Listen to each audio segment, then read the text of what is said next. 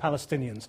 An accusation that comes not from Palestinians or aid organisations, but from Israeli forces themselves.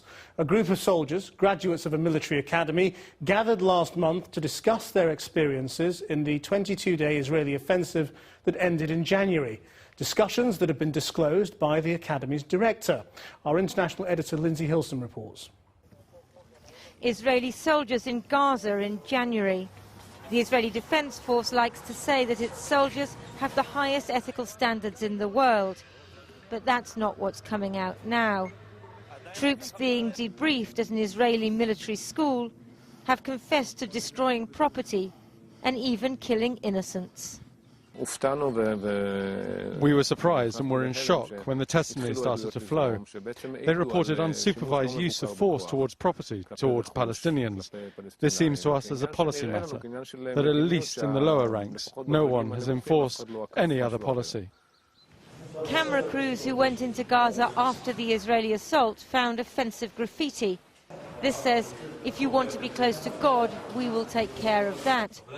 Other graffiti insulted Arabs and Muslims, but the man who debriefed the soldiers said there was worse. According to the testimony of a soldier who was present at the site, an IDF unit took over a house. The family was asked to leave. By mistake, a mother with 2 children stepped to the left instead of walking to the right. A single sniper was on the roof. He spotted a woman and children walking in a restricted area and opened fire. I don't have enough details to say exactly how this happened, but in the end, they were killed. Palestinians have alleged in many previous operations that Israeli soldiers use civilians as human shields, treat them with contempt and steal.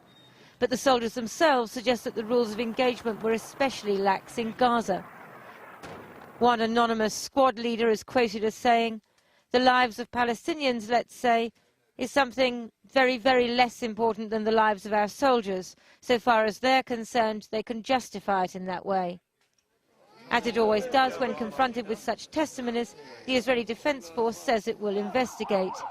Human rights campaigners see this as more evidence that Israel should be charged with war crimes for its actions in Gaza. Well, the Israeli government spokesman Mark Regev joins us now from Jerusalem. Are you shocked that Israeli soldiers have admitted these atrocities?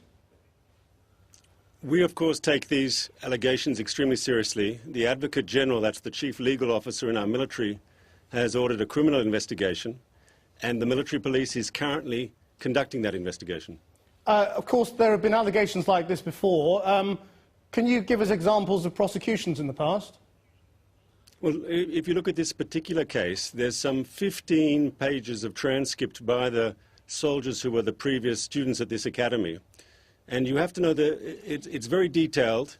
There are examples there of behavior that should be investigated. There is also examples there of people making every effort possible not to hurt innocent civilians, as is the demand of the Israeli army. But do your investigations ever lead to anything? That's the question. I mean, these sorts of allegations were made after Jenin. This is very, very detailed stuff. Do you ever prosecute people?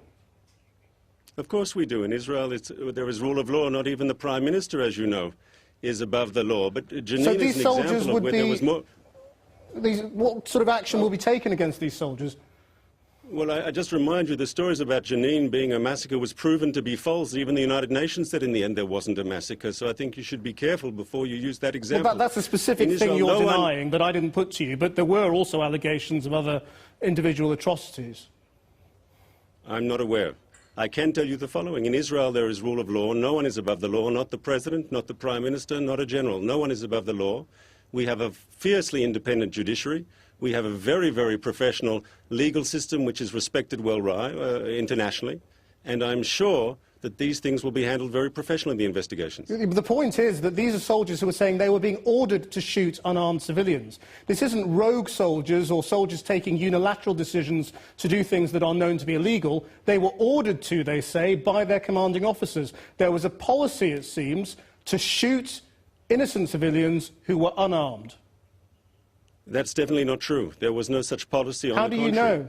On the first day of the war, there was a public order given by the chief of the Israeli military, General Ashkenazi, who said the Palestinian people in Gaza are not our enemies.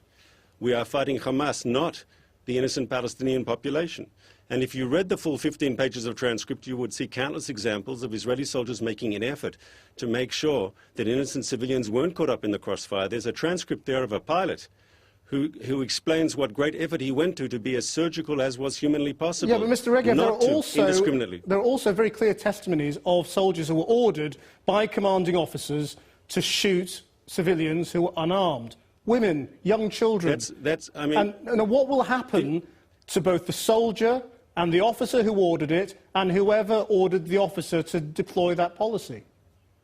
If you read the 15 pages of transcript, and I urge you to, a lot of it is second-hand and third-hand information which is now being investigated. No, I think we have to investigate. I think any such allegation has to be investigated. I know that the investigation is already underway, and what you reported at the beginning of this piece about the family, the mother and the two children, apparently they were never killed. It's just not true. The soldier was basing his... it wasn't testimony because it was an open discussion in an educational institution, but he was basing what he thought on hearsay. It wasn't correct, apparently. Mark Regev, thanks very much for joining us. Palestinians. An accusation that comes not from Palestinians or aid organisations, but from Israeli forces themselves. A group of soldiers, graduates of a military academy, gathered last month to discuss their experiences in the